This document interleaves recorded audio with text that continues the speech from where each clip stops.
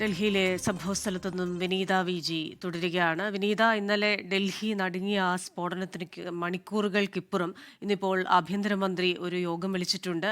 വിവിധ ഏജൻസികൾ സംയുക്തമായിട്ടുള്ള ഒരു അന്വേഷണമാണ് നടത്തുന്നത്. ഇതിലിപ്പോൾ ഈ കാർ അവിടെ എത്തിച്ചേർന്നിട്ടുണ്ട്. അപ്പോൾ CCTV ദൃശ്യങ്ങളുടെ ഒരു ബാക്ക്വേർഡ് ട്രാക്കിംഗ് നടത്തുന്നു എന്ന് മനസ്സിലാക്കുന്നുണ്ട്. അപ്പോൾ ഈ കാറിൽ എത്ര പേരുണ്ടായിരുന്നു? ഇവർ എത്ര സമയം 2 മണിക്കൂറോളം അവിടെ ചെലവഴിച്ചു? അത് എവിടെയാണ് അവർ ചെലവഴിച്ചത്? ഇത്തരം കാര്യങ്ങളിൽ ഒരു വ്യക്തത എപ്പോഴേക്ക് വരും? ക്രിസ്ത്യൻ ഇക്കാര്യങ്ങളിലൊക്കെ തന്നെ നിലവിൽ അന്വേഷണം പുരോഗമിക്കുകയാണ്. നമുക്ക് കാണാൻ കഴിയുന്നത് പോലെ തന്നെ എനിക്ക് പിന്നിലായി കാണുന്ന ഈ പാർക്കിംഗ് ഏരിയയിലേക്കാണ് ആ കാർ ആദ്യഘട്ടത്തിൽ ഉണ്ടായിരുന്നത്. പിന്നീട് ആ സിഗ്നലിന് സമീപത്തേക്ക് കാർ പതിയെ നീങ്ങുകയായിരുന്നു. ആ കാറിൽ ഏതാണ്ട് ആ സംഭവം നടന്ന സമയത്ത് 3 പേരുണ്ടായിരുന്നതായിട്ടുള്ള ചില വിവരങ്ങളൊക്കെ തന്നെയാണ് നമുക്ക് ലഭ്യമായിട്ടുണ്ടായിരുന്നത്. പക്ഷേ ഇതുമായി ബന്ധപ്പെട്ടുകൊണ്ടുള്ള ഒരു ഔദ്യോഗിക സ്ഥിരീകരണങ്ങൾ കൂടി ഈ ഘട്ടത്തിൽ ലഭ്യമാകേണ്ടതായിട്ടുണ്ട്.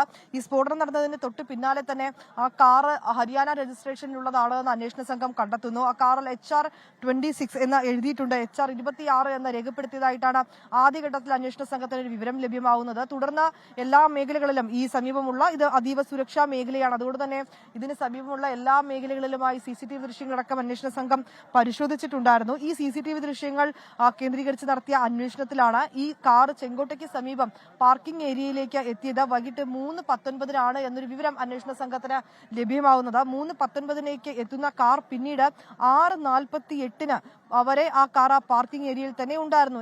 ആ കാറിൽ എന്തായിരുന്നു നടന്നിട്ടുണ്ടായിരുന്നത്, അല്ലെങ്കിൽ എന്തിനാണ് ഇത്രയും അധികം സമയം ആ കാർ ആ പാർക്കിംഗ് ഏരിയയിൽ തന്നെ ഇട്ടിരുന്നതെന്ന് ഉൾപ്പെടെയുള്ള കാര്യങ്ങളൊക്കെ തന്നെ അന്വേഷണ സംഘം പരിശോധിക്കുന്നുണ്ട്. പാർക്കിംഗ് ഏരിയയിൽ ഇട്ടിരുന്ന കാർ പിന്നീട് 6:48 പിന്നീട് കാർ പതിയെ പുറത്തേക്ക് എടുക്കുകയാണ്. പതിയെ പുറത്തേക്ക് എടുത്ത് ഞാനിപ്പോൾ നിൽക്കുന്ന ഈ സ്ഫോടനമുണ്ടായ മേഖലയിൽ നമുക്ക് കാണാൻ കഴിയുന്ന ആ സിഗ്നലിലേക്ക് വളരെ പതിയ രീതിയിൽ ആ കാർ മുന്നോട്ട് വരികയും പിന്നീട് ആ സിഗ്നലിന് സമീപം എത്തിയാണ് ആ സ്ഫോടനം ഉണ്ടാവുകയും ചെയ്യുന്നത്. ഇതിന്റെ CCTV ദൃശ്യങ്ങളടക്കം അന്വേഷണ സംഘം ശേഖരിച്ചിട്ടുണ്ട്. ഒപ്പം തന്നെ നേരത്തെ ഞാൻ സൂചിപ്പിച്ചതുപോലെ തന്നെ ഫരീദാബാദുമായി കേന്ദ്രീകരിച്ച് നടന്ന വലിയ ഒരു അന്വേഷണം, വിവിധ മേഖലകളിലായൊക്കെ നടന്ന വലിയൊരു പരിശോധന ഇന്നലെ നടന്നിട്ടുണ്ടായിരുന്നു. ആ പരിശോധനയുമായി ബന്ധപ്പെട്ട 4 ഡോക്ടർമാരെ അന്വേഷണ സംഘം പിന്നീട് അറസ്റ്റ് ചെയ്യുകയും ചെയ്തിട്ടുണ്ടായിരുന്നു. ഈ സ്ഫോടനം ഉണ്ടായതിന് തൊട്ട് പിന്നാലെ തന്നെ അതിൽ 2 പേരെ അന്വേഷണ സംഘം വളരെ വിശദമായി തന്നെ അവരെ ചോദ്യം ചെയ്യുകയും അവരിൽ നിന്ന് ചില വിവരങ്ങളൊക്കെ തന്നെ അന്വേഷണ സംഘം ശേഖരിക്കുകയും ചെയ്തു എന്നാണ് നമുക്ക് അറിയാൻ കഴിയുന്നത്. ആദ്യഘട്ടത്തിൽ ഈ കാറിന്റെ ഉടമ സൽമാൻ എന്നാണ് അദ്ദേഹത്തിന്റെ പേര്. അദ്ദേഹം ഹരിയാന സ്വദേശിയാണ്. ഈ സൽമാനെയാണ് അന്വേഷണ സംഘം ആദ്യഘട്ടത്തിൽ കസ്റ്റഡിയിലെടുക്കുകയും പിന്നീട് സൽമാനെ വളരെ വിശദമായി ചോദ്യം ചെയ്യുകയും ചെയ്യുന്നു.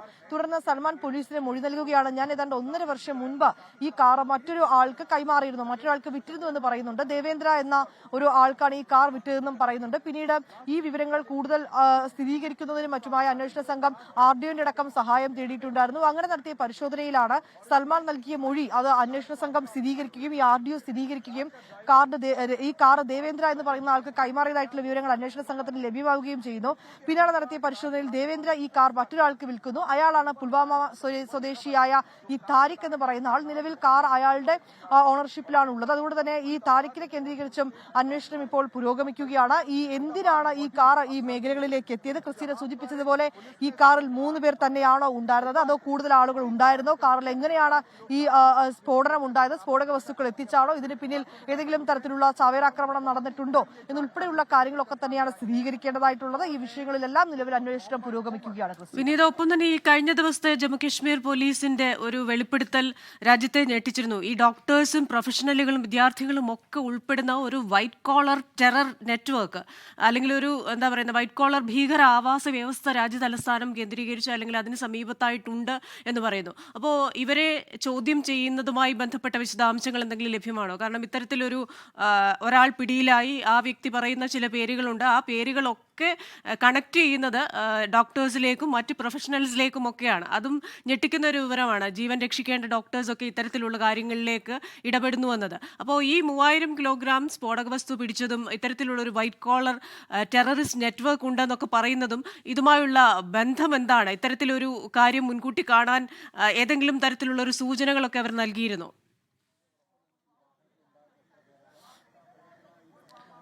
ക്രിസ്റ്റിന, ഒക്ടോബർ 27-നാണ് ജമ്മു കാശ്മീരിലെ അനന്തനാഗ് മെഡിക്കൽ കോളേജിൽ ജോലി ചെയ്തിരുന്ന ഡോക്ടറെ അന്വേഷണ സംഘം അറസ്റ്റ് ചെയ്യുന്നത്. അതിനൊരു കാരണമെന്ന് പറയുന്നത് ഈ മേഖലകളിൽ, ഈ ശ്രീനഗർ മേഖലകളിൽ ഈ ഭീകര സംഘടനയായ ജെയ്ഷെ മുഹമ്മദിനെ പിന്തുണച്ചുകൊണ്ടുള്ള ചില പോസ്റ്ററുകൾ കണ്ടെത്തിയിട്ടുണ്ടായിരുന്നു.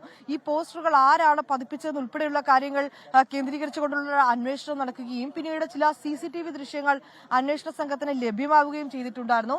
ഈ CCTV കേന്ദ്രീകരിച്ച് നടത്തിയ പരിശോധനയിലാണ് അനന്തനാഗ് മെഡിക്കൽ കോളേജിലെ ഒരു ഡോക്ടർ ഇവിടെ എത്തുകയും ശ്രീനഗറിലേക്ക് എത്തുകയും അദ്ദേഹം അവിടെ ഈ പോസ്റ്ററുകൾ പതിപ്പിക്കുകയും ചെയ്യുന്നതായിട്ടുള്ള ദൃശ്യങ്ങൾ അന്വേഷണ സംഘത്തിന് ലഭ്യമായിട്ടുണ്ടായിരുന്നു. പിന്നാലെ തന്നെ ഈ ഡോക്ടറെ അന്വേഷണ സംഘം അറസ്റ്റ് ചെയ്തു. ഇയാളെ വിശദമായി അന്വേഷണ സംഘം ചോദ്യം ചെയ്യുകയായിരുന്നു.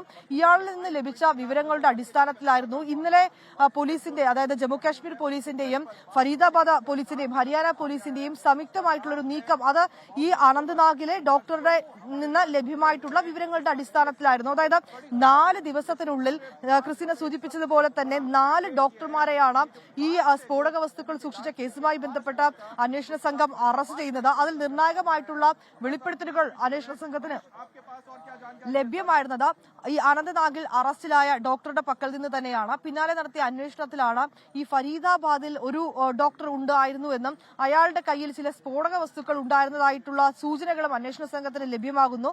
വളരെ പെട്ടെന്ന് തന്നെ ഫരീദാബാദ് കേന്ദ്രീകരിച്ചുകൊണ്ട് പോലീസിന്റെ സംയുക്ത നടപടി, അതായത് ജമ്മു കാശ്മീർ ഹരിയാന പോലീസുകളുടെ ഒരു സംയുക്ത നീക്കം ഉണ്ടാകുന്നു. അവിടെ നടത്തിയ പരിശോധനയിലാണ് ഈ 360 കിലോഗ്രാം സ്ഫോടക വസ്തുക്കൾ ഒരു ഡോക്ടറുടെ പക്കൽ നിന്ന് കണ്ടെത്തുകയും അയാളുടെ പക്കൽ നിന്ന് കാർട്രിഡ്ജുകൾ, പിസ്റ്റലുകൾ, ബാറ്ററികൾ, ടൈമറുകൾ എന്നിവയൊക്കെ തന്നെ അന്വേഷണ സംഘത്തിന് ലഭ്യമാവുകയും ചെയ്യുന്നു. തൊട്ട് പിന്നാലെ ഫത്തേപൂരിൽ ഒരു അന്വേഷണം നടത്തുകയും അവിടെ ഒരു വീട് കേന്ദ്രീകരിച്ച് നടത്തിയ റെയ്ഡിൽ ഏതാണ്ട് 2500 കിലോഗ്രാമിലധികം സ്ഫോടക വസ്തുക്കൾ പിന്നീട് കണ്ടെത്തുകയും ചെയ്തിട്ടുണ്ട്. തൊട്ട് പിന്നാലെ ഫത്തേപൂരിൽ നിന്ന് നടത്തിയ പരിശോധനയ്ക്ക് തൊട്ട് പിന്നാലെ തന്നെ ഗുജറാത്തിൽ നിന്ന് മറ്റൊരു ഡോക്ടർ കൂടി അറസ്റ്റിലാവുകയാണ്. ലക്നൌവിൽ നിന്നൊരു വനിതാ ഡോക്ടറെ കൂടി കസ്റ്റഡിയിലെടുത്തതായിട്ടുള്ള ചില സൂചനകളും ഇന്നലെ നമുക്ക് ലഭ്യമായിട്ടുണ്ടായിരുന്നു. അങ്ങനെ 7 പേരെയാണ് ക്രിസ്റ്റിന ഈ കേസുമായി ബന്ധപ്പെട്ട, ഈ വിവിധ സ്ഫോടക വസ്തുക്കൾ സൂക്ഷിച്ച, രാസവസ്തുക്കൾ സൂക്ഷിച്ച കേസുമായി ബന്ധപ്പെട്ട് ഇതിനോടകം തന്നെ പോലീസ് അറസ്റ്റ് ചെയ്തിരിക്കുന്നത്. ഈ 7 പേരിൽ 4 പേരും ഡോക്ടർമാർ തന്നെയാണ്. ഇവരിലേക്ക് എങ്ങനെയാണ് ഈ സ്ഫോടക വസ്തുക്കൾ എത്തിയത് ഉൾപ്പെടെയുള്ള കാര്യങ്ങളൊക്കെ അന്വേഷണ സംഘം പരിശോധിച്ചു വരികയാണ്. അതിൽ ഏറ്റവും ഒരു ആശ്വാസകരമായ ഒരു വിവരമായിരുന്നു ഇന്നലെ വൈകിട്ടോട് കൂടിയൊക്കെ നമുക്ക് ലഭ്യമായിട്ടുണ്ടായിരുന്നത്. കാരണം ഒരു വലിയ ഒരു ഭീകരാക്രമണ പദ്ധതി അത് തന്നെയാണ് ഇന്നലെ ജമ്മു കാശ്മീർ പോലീസും ഹരിയാന പോലീസും സംയുക്തമായി തകർത്തെന്ന തരത്തിലുള്ള ചില വാർത്തകളൊക്കെയാണ് ഇന്നലെ നമുക്ക് ലഭ്യമായിട്ടുണ്ടായിരുന്നത്. ഈ വിവിധ മേഖലകൾ കേന്ദ്രീകരിച്ച് നടത്തിയ പരിശോധനയിൽ ഈ പിസ്റ്റലുകൾ, AK-47, കാഡ്രിഡ്ജുകൾ, ടൈമറുകൾ, രാസവസ്തുക്കളൊക്കെ വൻതോതിൽ പിടികൂടാനും കഴിഞ്ഞിട്ടുണ്ടായിരുന്നു. പക്ഷേ അങ്ങനെ ഒരു നേരിയ ആശ്വാസത്തിൽ ഇരിക്കുമ്പോഴാണ് തൊട്ട് പിന്നാലെയായി എനിക്ക് കാണുന്ന ഈ മേഖലയിൽ ആ സ്ഫോടനം ഉണ്ടായത്. അതുകൊണ്ട് തന്നെ ഈ സ്ഫോടനത്തിൽ നമ്മൾ നേരത്തെ സൂചിപ്പിച്ച ഈ കേസുമായി ഏതെങ്കിലും തരത്തിലൊരു ബന്ധമുണ്ടോ എന്നതുൾപ്പെടെയുള്ള കാര്യങ്ങളാണ് അന്വേഷണ സംഘം പരിശോധിക്കുന്നത്. സ്ഫോടനമുണ്ടായതിന് തൊട്ട് പിന്നാലെ തന്നെ ഈ കസ്റ്റഡിയിൽ ഉണ്ടായിരുന്ന ഡോക്ടർമാരെയൊക്കെ അന്വേഷണ സംഘം വളരെ വിശദമായി തന്നെ ചോദ്യം ചെയ്തിട്ടുണ്ട്. നിലവിൽ ഈ കാറിൽ ഏതെങ്കിലും തരത്തിൽ അത്തരത്തിലേക്ക് ഈ ഭീകരാക്രമണ പദ്ധതിയുടെ ഭാഗമായി തന്നെയാണോ അവിടെ ഈ സ്ഫോടനം ഉണ്ടായത് ഉൾപ്പെടെയുള്ള കാര്യങ്ങളൊക്കെ തന്നെയാണ് അന്വേഷണ സംഘം പരിശോധിച്ചു വരുന്നത്. അതുകൊണ്ട് തന്നെ ഇത്തരത്തിലേക്ക് നടത്തിയ ഒരു വലിയ ഭീകരാക്രമണ പദ്ധതി അതുമായി ഈ കേസിന് ബന്ധമുണ്ടോ എന്നുൾപ്പെടെയുള്ള കാര്യങ്ങൾ അന്വേഷണ സംഘം പരിശോധിച്ചു വരികയാണ്. അതിൽ ആ ഒരു സംശയത്തേക്കടക്കം ഒരു ആക്കം കൂട്ടിയത് ഈ കാറ് ഹരിയാന രജിസ്ട്രേഷനിലുള്ളതായിരുന്നു എന്നതുകൂടി തന്നെയായിരുന്നു. ഏതാണെങ്കിലും അത്തരം വിഷയങ്ങളൊക്കെ കേന്ദ്രീകരിച്ചുകൊണ്ട് കൂടുതൽ സ്ഥിരീകരണങ്ങൾ ഉണ്ടാകേണ്ടതായിട്ടുണ്ട്. അന്വേഷണ സംഘവും അതുമായി ബന്ധപ്പെട്ടുകൊണ്ടുള്ള മുതിർന്ന ഉദ്യോഗസ്ഥരും ഒക്കെ തന്നെയാണ് അത്തരത്തിലേക്കുള്ള സ്ഥിരീകരണങ്ങളടക്കം നൽകേണ്ടത്. ഏതാണെങ്കിലും ആ മേഖലകൾ കേന്ദ്രീകരിച്ചുകൊണ്ട് അത്തരത്തിലേക്കുള്ള എല്ലാ വശങ്ങളും ഞങ്ങൾ പരിശോധിക്കുന്നു എന്ന കാര്യം തന്നെയാണ് അന്വേഷണ സംഘം അറിയിച്ചിരിക്കുന്നത്. കേന്ദ്ര ആഭ്യന്തരമന്ത്രിയും അത്തരത്തിലേക്കുള്ള വിവരങ്ങൾ തന്നെയാണ് ഇന്നലെ നൽകിയിരിക്കുന്നത്. ക്രിസ്റ്റീന, വിനീത വിജയാണ് വിശദാംശങ്ങളുമായി ചേരുന്നത്. ഇപ്പോൾ ബൽറാം നെടുങ്ങാടി പങ്കുവയ്ക്കുന്ന ചില വിവരങ്ങൾ കൂടിയുണ്ട്. ഈ Daryaganj, red fort area, Kashmir gate, Sunehri മസ്ജിദിന് സമീപമുള്ള ചില മേഖലകൾ, ഇവിടെ നിന്നൊക്കെ ഈ കാറിന്റെ CCTV ദൃശ്യങ്ങൾ ലഭിച്ചിട്ടുണ്ട്. ഈ കാർ എവിടെ നിന്നാണ് അവിടേക്ക് എത്തിയത് എന്നുള്ളത് ഒരു ബാക്ക്വേർഡ് ട്രാക്കിങ്ങിലൂടെ CCTV ദൃശ്യങ്ങളിലൂടെ കണ്ടെത്തിയിരിക്കുന്നതനുസരിച്ചിട്ട് ഇത്രയും പ്രദേശങ്ങളിൽ ഈ കാർ എത്തിയിട്ടുണ്ട്.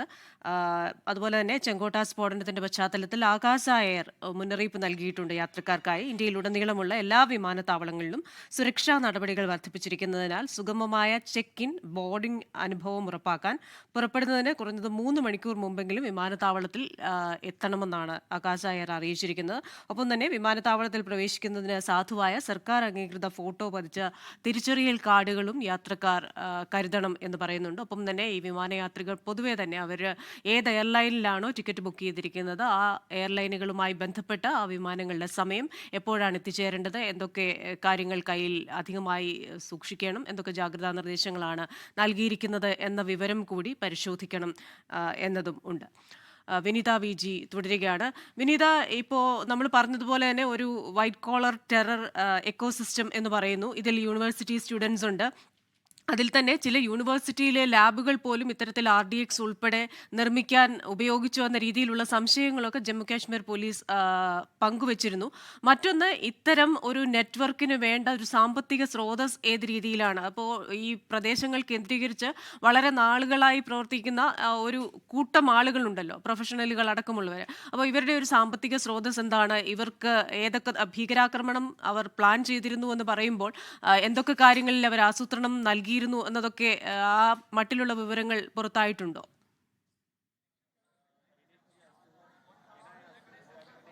ക്രിസ്ത്യൻ, അതിൽ നേരത്തെ ഞാൻ സൂചിപ്പിച്ചതുപോലെ തന്നെ ഈ ലക്നൌവിൽ നിന്ന് ഒരു ഡോക്ടറെ, ഗുജറാത്തിൽ നിന്നൊരു ഡോക്ടറെ നേരത്തെ തന്നെ അന്വേഷണ സംഘം അറസ്റ്റ് ചെയ്തിട്ടുണ്ടായിരുന്നു. ഇയാൾ ഈ ലക്നൌയിലെ പ്രധാനപ്പെട്ട മേഖലകളൊക്കെ തന്നെ കേന്ദ്രീകരിച്ച അന്വേഷണം ഉദ്യോഗസ്ഥരിൽ നിന്ന് ലഭ്യമായിരിക്കുന്ന വിവരം അനുസരിച്ച് ഈ പ്രധാനപ്പെട്ട മേഖലകളൊക്കെ തന്നെ കേന്ദ്രീകരിച്ച് ഈ ഡോക്ടർ അവിടെ എത്തുകയും അവിടെ താമസിക്കുകയും അവിടുത്തെ സ്ഥിതിഗതികളൊക്കെ തന്നെ അയാൾ നിരീക്ഷിക്കുകയും ചെയ്തിട്ടുണ്ടായിരുന്നു എന്നൊരു വിവരമാണ് അന്വേഷണ സംഘത്തിന് ലഭ്യമായിട്ടുണ്ടായിരുന്നത്.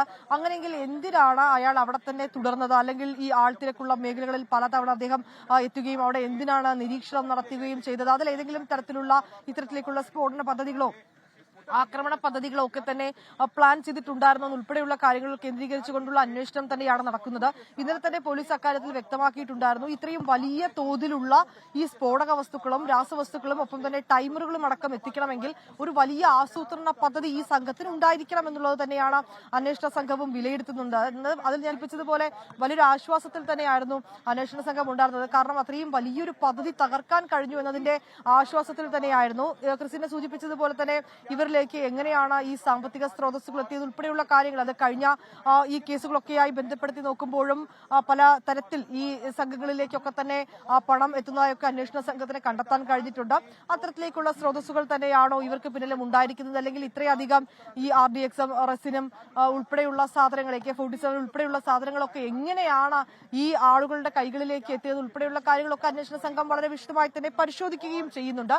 അതിൽ കൂടുതൽ വിവരങ്ങളൊക്കെ തന്നെ അന്വേഷണ സംഘം സ്ഥിരീകരിക്കേണ്ടതായിട്ടൊക്കെയുണ്ട്. നമുക്ക് അതിൽ മനസ്സിലാക്കാൻ കഴിയുന്നത് ഈ ഡോക്ടർമാരെ കേന്ദ്രീകരിച്ചുകൊണ്ട് നടത്തിയ ഒരു അന്വേഷണം ഒരുപക്ഷെ പ്രാഥമിക ഘട്ടത്തിൽ ആരും അത് സംശയിക്കില്ല എന്നുള്ളത് തന്നെയായിരിക്കാം ഇവരുടെ കൈകളിലേക്ക് ഇത്രയും വലിയ തോതിൽ രാസവസ്തുക്കളൊക്കെ തന്നെ എത്തിച്ചിട്ടുണ്ടായിരുന്നതിൽ ഒരു വീട് വാടകയ്ക്ക് എടുത്താണ് ഏതാണ്ട് 2500 കിലോഗ്രാം രാസവസ്തു ഒരു ഡോക്ടർ സൂക്ഷിച്ചിട്ടുണ്ടായിരുന്നത്. ഏതാണെങ്കിലും ഇന്നലെ 4 പേരെയാണ് 4 ദിവസത്തിനുള്ളിൽ 4 ഡോക്ടർമാരുൾപ്പെടെ 7 പേരെയാണ് അന്വേഷണ സംഘം അറസ്റ്റ് ചെയ്തിരിക്കുന്നത്. നിലവിലുണ്ടായ സ്ഫോടനത്തിന്റെ കൂടി പശ്ചാത്തലത്തിൽ ഇവരെയൊക്കെ തന്നെ വളരെ കൃത്യമായ അന്വേഷണ സംഘം ചോദ്യം ചെയ്യുകയും ചെയ്യുന്നുണ്ട്. ക്രിസ്റ്റീന, വിനീത വിജിയാണ് വിശദാംശങ്ങളുമായി ചേർന്നുകൊണ്ടിരിക്കുന്നത്. വിനീത, ഇന്ന് ഈ വിമാനയാത്രക്കാർക്ക് പ്രത്യേക സുരക്ഷാ നിർദ്ദേശങ്ങൾ നൽകിയിട്ടുണ്ട്. അവിടെ നിരത്തിലിറങ്ങുന്നവർക്ക് പ്രത്യേക സുരക്ഷാ നിർദ്ദേശങ്ങൾ നൽകിയിട്ടുണ്ട്. ഒപ്പം തന്നെ ഇന്ന് യോഗം ചേരുന്നുണ്ട് ആഭ്യന്തരമന്ത്രി അമിത്ഷായുടെ നേതൃത്വത്തിൽ. ഈ വിശദാംശങ്ങളെല്ലാം പ്രേക്ഷകരിലേക്ക് എത്തിക്കേണ്ടതായിട്ടുണ്ട്. കഴിഞ്ഞ ദിവസം വൈകുന്നേരമാണ് ഡൽഹിയെ നടുക്കിക്കൊണ്ട് രാജ്യത്തെ നടുക്കിക്കൊണ്ടുള്ള സ്ഫോടനമുണ്ടായത്. ലോകത്തെവിടെയായാലും ഏത് സമയത്തും 24 വാർത്തകളും ഓഗ്മെന്റഡ് റിയാലിറ്റി പാക്കേജുകളും എക്സ്പ്ലെയിനറുകളും വിശദമായി കാണാൻ ഞങ്ങളുടെ YouTube ചാനൽ നിങ്ങൾക്ക് സബ്സ്ക്രൈബ് ചെയ്യാം.